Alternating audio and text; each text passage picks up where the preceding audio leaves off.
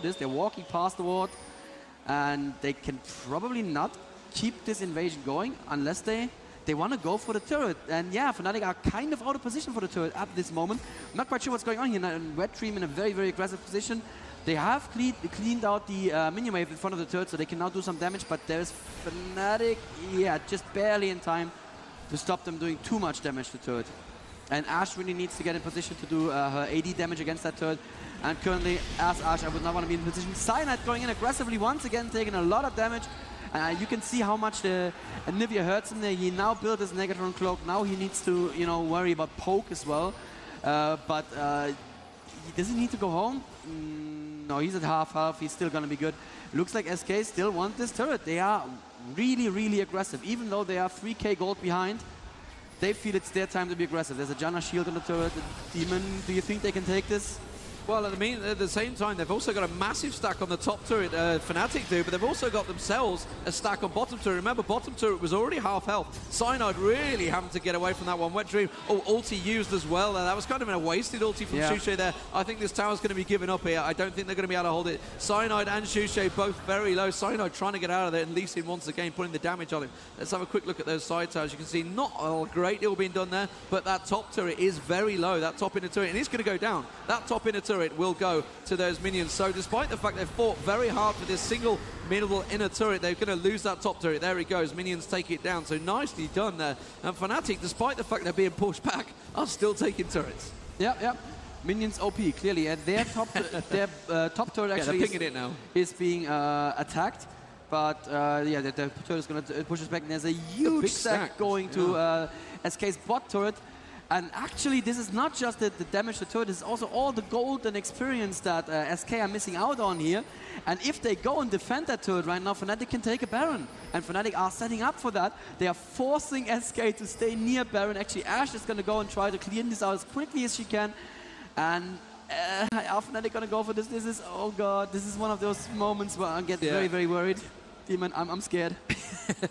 It's one of those moments you're not sure whether you should go for it. And obviously Ashe can still initiate from the other side of the map. He can throw that arrow out there. And I think they've just sort of forced the issue and just said, okay, let's not risk it. We've no reason to risk it. And I think both teams are going to go back now. You can see, SK is starting to back off. So they've realized that, okay, you know, a little cat and mouse game, a little bit of chess, as it were, a bit of a stalemate, so they back it away. And you remember that top tower is still not gone yet. So again, Lamia just keeping the minion waves going towards it. It's still got a lot of health, actually, to be fair, but it doesn't matter because they've pushed both lanes. And immediately they've done damage on the inner turret, which more importantly, they've managed to chip it away at it. Something that SK are yet to do. Still very close in gold, very close in towers. Both had 4 apiece, both got 7 to 8 kills, so it's just as close as you could possibly get it. And I said earlier, didn't I, before we were off on air, you know, we've not had a game really go over the 40-minute mark. Yeah. This one is getting close, but once it hits that 40-minute mark, you can already see the builds down the bottom of your screen. You can see the fact that they've all hit critical mass. Phantom Dancer, Infinity Edge, almost complete on both AD carries. Rabadon's Death Cap stacked with another decent AP item, a Void Staff for Brand, Rod of Ages obviously for Annie, exactly the same for Ocelot. You know, they've got a lot of AP. They're starting to build the magic resist. We've got a quick silver sash as well on Tristana, so which is very clever, obviously, with Ashe in there, as well as the Nudia, as well as Anivia. There's a lot of stun that he needs to dodge out of the way of, as well as Lee Sin obviously can leap on you as well. And so Ashe not building any defense at all. You'd normally want to see a Banshee's Veil after that Infinity Edge, but he says, no, you know what, I'm not going to do that, I'm going to go straight for the Phantom Dancer. And I don't know if I like that very much. If Candy Panda gets caught out of position just one time, and SK are now actually going for Baron, Fnatic are aware of it, but they are so badly out of position. Tristana was I don't know where, and Janna is still in base. They're backing off. Oh, they're backing off. That's the arrow against Cyanide. That's not the one they want to hit. And again, Brand ulti completely whiffing. So much damage on Wicked, who is going to go down. Cyanide goes down as well, but Wicked is, of course, more critical right there. Lamia jumping after Red Dream is going to kill Red Dream right there. Yes, very good. Looks like Ocelot will have to flash to get out of his position. He has flash up. He's not using it yet. You need to flash, Ocelot. What are you doing? Oh, he flashes and barely in time. Lamia is working on Candy Panda. That's what I was talking about. He gets caught out of position one time and he is dead.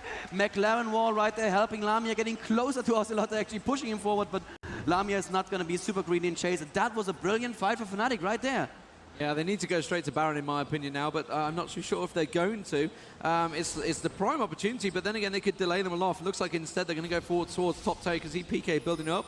did have Tibbers. Oh, there's a ping actually going onto towards their main tower. I don't think they're going to push for that. I don't think they are, but Anivia is going to have to stay around this area. Needs to be very careful. Has got a lot of wards in and around Baron, and they are going to go for Baron. I thought so. That's got to be the play to do.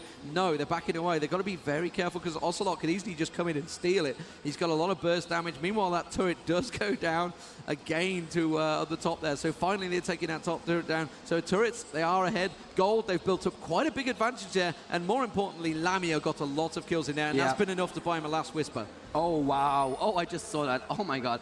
Infinity Edge, Phantom Lancer, Last Whisper. It's the ultimate build, yeah. He is now complete, as it were. Yes, he's online now. Tristana online. And Shirellia's Reverie obviously twinned with that Sunfire Cape. It gives Cyanide a lot of survivability, despite the fact, like you say, Ocelot putting the burst down on him. And like you mentioned, it was the wrong target, and they did it in that fight. And it backfired horribly because, meanwhile, Tristana was just jumping around on people's heads. Saying, and I think he got a triple kill in there. Yeah, if not a triple kill, at least he did kill 3 people. And I know there was a game by SK recently. Well, it's not a triple kill if it's too... Sorry, I'm not trolling. I'm actually serious. So there was a game recently where SK played against a team with an Amumu, and I think it was against Millennium, and it was actually the right choice for them to burst the Amumu every time because they had that amount of burst, but they don't have that amount of burst right here. So if they can't just insta-kill Amumu, and if Amumu can use his ultimate, then, you know, he's done his job, you know? And that's cooldowns that Anivia used on him that she could have used on Tristana. Obviously, with the Brilliance Potions being used here, the AP of Fnatic, PK and Suche is a lot higher than Ocelot at the moment. It's 430, I think I saw from Annie there, 421, and 374 from Brand. Obviously, got that the potions running, but only 319 at the moment. Obviously, went for that Banshees, which is put him behind. And, you know, it's got him survivability, but it's put him behind in the AP war. And when it becomes to a big AP fight, especially if a Mumu gets in there, they could potentially explode the whole team. Remember once again, though, that SK are playing from the past here. They are playing with time machines because they are still in the meta where double... It's working. You know what? I don't know if I can say that word on stream, but they're bringing sexy back. They're making it happen again. And you know what? I wouldn't be surprised if the meta game shifted all the way back after this tournament if they are successful with this strategy, because it is the much more exciting strategy. It's the strategy where you go in and within 2 seconds you decide a team fight. Whereas this other strategy that SK are playing is like, we are going to be in this team fight for as long as we want to because we are super tanky mans and you cannot kill us. 2 Shirelia's Reveries on Team Fnatic. They really want to be mobile, and I like that a lot. That's an underused item, I find. It's one of the most OP items that people haven't understood is OP quite yet. Because that move speed burst, if you use it at the right time, it turns a team fight, just like that. If you remember to use it, of course. That would be the problem for me, not the problem for these pro gamers. Oh, Wetream doing a bit of a face check. He's not going to find Cyanide here. No, he should not be going in there, Wetream. Oh, he's super aggressive. I'm not quite sure why he thinks he can do that. That's possibly the worst place to fight as well. Cyanide's going to take a lot of damage. He is going to go down. Didn't get to trigger his ulti. Meanwhile, the AP damage coming straight out there. Udyr going down. So it's 1 for 1. Pretty much both the tanks going down. Remember, the arrow has been used. So I would say SK are in the more dangerous position. They're going to have to back away from this one. And PK is just going to say, okay, you know, we can go back and farm. Brand's, he wanted to go over that way and farm anyway. That's where he was headed. So it's just nothing changed really. So they're just back to the farming, and PK looks like he wants to try and maybe steal the blue. You can see Candy Panda putting the arrow across, will reveal. PK puts the Clairvoyance down as well. Meanwhile, Suche is picking up the blue of his own, and instead they're just going to keep pushing the lane. So we are back to the farming status, and really, you know, it was kind of a backfired situation, and you're despairing at least in build. I don't understand. Why are you building a Thorn Mail against dual AP that both have Death Cap and really, really big other AP items? Well, why would you do that? I guess the argument point is the fact that Lamia is but the Fed one. He's got 711, but like you say, he's really only getting the last kill shot. The only health Wicked has is his Phage. That's literally the only health he bought. That means that either Brand or Annie, either one of them, can switch him off like a light bulb, like a light switch. Just, you're out of the combat. 2.2k is not going to last long when he's Tibbers is going down around about 900 hit points on his own. Yeah. And then follow on the rest of the burst when you've got Brand stacking with it. He's not going to last long in a fight. But it's a question of whether they get in it. Remember, Mumu didn't use... Yes, he did use his ulti in that one. He did. I must be blind.